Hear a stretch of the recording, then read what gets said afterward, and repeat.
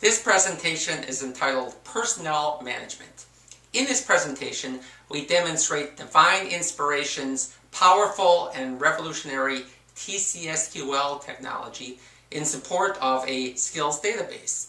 In this presentation, you'll see use of very powerful inference queries in order to determine finding the right person for the right job. Personnel management. The application mentioned on the previous slide is founded by a powerful technology called TCSQL, which features the ability to maintain graphs, particularly with a powerful capability called transitive closure, features the notion of something called a soft schema. We're going to start by doing a little graph theory here. In front of us are two graphs, a family tree and a graph of bus routes. Some of the components of a graph consist of the following: the notion of something called nodes. In this family tree graph, the nodes happen to be the names of people here. A second component of graphs are these things called connections here, or edges. And they happen to be the arrows we see between nodes here. Sometimes in graphs, you have a semantic relationship associated with these arrows. In this family tree graph, we have a father of relationship, and we have a mother of relationship. Sometimes with graphs, you have scalar values associated with the connections. In this bus routes example, the scalar value represents a cost of going from one city to another. The object-oriented paradigm can be represented as a graph problem. So here we have a class here called class 1, which has properties A, B, and C, and a hazard relationship between the class definition and its associated properties. We also have another class here called class 1.1 with properties D and E. And we see a relationship here between these two nodes, an is-a relationship, meaning that class 1.1 is a specialization of class 1. Now let's look at a graph here. Let's look at what happens if we want to instantiate class 1.1. Let's look at the equivalent object graph. In this case, it would look like the following. Assuming we want to instantiate class 1.1 and we're going to call that object 1, what happens is the following. We first want to instantiate properties D and E, and then we want to look at this inheritance is a link here to inherit properties A, B, and C, which is what you see down here. Okay, now let's look at the relational tables needed to support this paradigm here. So we have the notion of a class table here, which represents the nodes of our class graph here. It's basically a name-value pair here, and we have a type column here, and legal type values. This represents basic class types here. We have a class connection table of parent-child nodes here, and a connection type here. In this case, it's going to be either has-a or is-a. And then we have a transitive closure table representing the transitive closure of this class graph.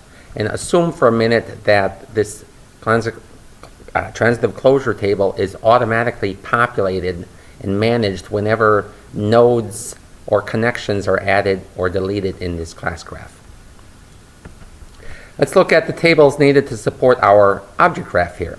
We have a table called object, which represents the nodes of our object graph here. Again, it is basically a name-value pair with a class column here representing the kind of class that we're instantiating here, including the class properties. We also have an object connection table here, which represents the connections of our object graph. So it's a parent-child pair, again with connection type. And we have a transitive closure table associated with our object graph, and assume here also that this transitive closure table is maintained automatically whenever nodes or connections are added or deleted in our object graph here. So this whole paradigm here I'm describing here with these 6 relational database tables is something known as a soft schema. With this soft scheme model, let's look at an example of instantiating a class instance here. So we have a class graph here, and all the data in this graph can be represented with 2 tables here. So we have a class table representing all of the nodes of this graph. we have a class connection table showing all of the connections here. Now I didn't bother showing all of them. I just showed a few of the rows here. Okay, now let's look at what happens when we want to instantiate this particular node here, a boy. What we're going to do is instantiate this boy. We're going to call this instantiation Andy here. And what is going to happen behind the scenes is TCSQL is going to figure out all of the particular properties that need to be inherited here, and it will populate appropriate object and object connection tables here. And these two tables will represent an object graph that looks like the following here. Notice here that I've introduced a new kind of relationship, a has-not relationship. TCSQL supports the ability to do inheritance override here. Now, if you were to implement this in an object-oriented language such as C# or Java, this is the object graph equivalent of what you would get here. Now, the real power and beauty here is I did this directly in a relational database using standard SQL. The use of TCSQL provides the ability to develop rather sophisticated applications. For the application featured in this presentation, we're going to use a schema consisting of the following. A couple conventional relational tables here, one for time card records and one for personnel records, and we'll use the notion of a soft schema to represent the data in graphs. Let's look at a conventional approach to doing personnel management. In particular, let's look at an application that deals with a skills database. So imagine for a minute the following. Let's assume that your company developed a project tracking system, and the project tracking system is broken down into a number of subcomponents, and you've had a number of different people work on different subcomponents here. Well, one of the things you want to do in a skills database is you want to find the right people for the right job. You want to be able to ask questions. So here we have this database table of skills, and so one of the things you might want to ask is you might want to find someone in your company that has tracking tool experience. So you can imagine writing a select statement here that looks in the skills column for tracking.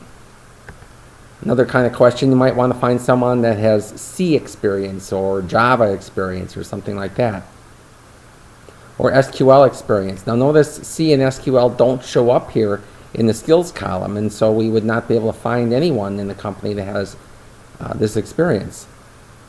Ingress, it's a type of relational database, doesn't show up. Let's ask a higher level question. Can we find anyone that has database experience in general? Well, we would have to find the word database that shows up in the skills column. It doesn't show up. Same thing with project management tool experience in general. Doesn't show up here. Let's look at another approach to developing a personnel management system here. One that uses what I'll call an ontology approach here. So here's our system here, this tracking system. Imagine taking it and overlaying it with this knowledge layer. Basically, you're overlaying it with an ontology here. So we see this tracking system consists of Ingress database code and SQL code and C code here. So you get the general idea. Now imagine the following. Let's say we have two candidates for a potential job. Someone that worked on this tracking system for 4 years, someone that worked on this report subsystem for 6 years. And imagine the following. You want to ask the following question. Which of these two candidates is better suited for doing C programming? Okay, so if you look at this, well, the obvious answer is the tracking person. Why? Because we see from this ontology overlay that this tracking subsystem, in fact, utilized C code. Okay, let's look at another scenario. Same two candidates here. Let's find out which is the better candidate for a task involving writing SQL code here. Now here we see both the tracking subsystem and the report subsystem both utilized SQL code. So in this case, we end up probably taking the reports person because they have 6 years experience of SQL code versus 4 years experience of the tracking person. Let's look at another scenario. Same two candidates, only this time they're vying for a job of writing Pascal code here.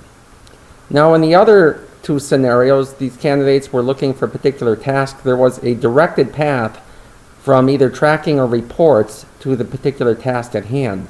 In this case, though, we're looking for Pascal experience. And if you follow the arrows, the tracking subsystem and the report subsystem do not have a directed path leading to Pascal. Now, if you think about this logically, though, you know as a programmer, both Pascal and C are kind of similar. They're both special cases of this more general category of procedural programming languages. And so you know logically in your head, if you have any programming experience, that the tracking person is probably the person you want here. Now let's think of it, what you did here from a graph perspective. You were trying to find a direct match of Pascal. What you ended up doing is relaxing your requirement here and abstracting, one level of abstraction. So you're basically inferring that if this person has C experience, they probably can do Pascal code. So let's look at some SQL code that does that knowledge inference we just talked about in the last slide here. So here we have a select statement from our skills table here, and we're using a view actually called desired skill. I'm not going to bother showing the definition of this view. Suffice it to say that it uses transitive closure. So in this particular example, we're trying to find a person that has both Java and Oracle experience, and we're willing to abstract one level abstraction in finding the right candidate here. And so in executing this particular select statement, let's assume we have the following table here. So we see this person named Paul here who has Java experience, and so we didn't have to abstract at all, so he gets credit for that. We also see that the same person has C++ experience.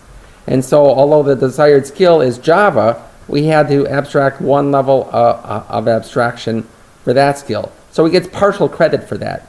So you can see that it is possible to do some very sophisticated querying here. This type of query I refer to as an inference query. So let's summarize what we've seen here. We've demonstrated an ability to use ontologies to categorize skills and experience. And we've also demonstrated the ability to execute very powerful inference queries.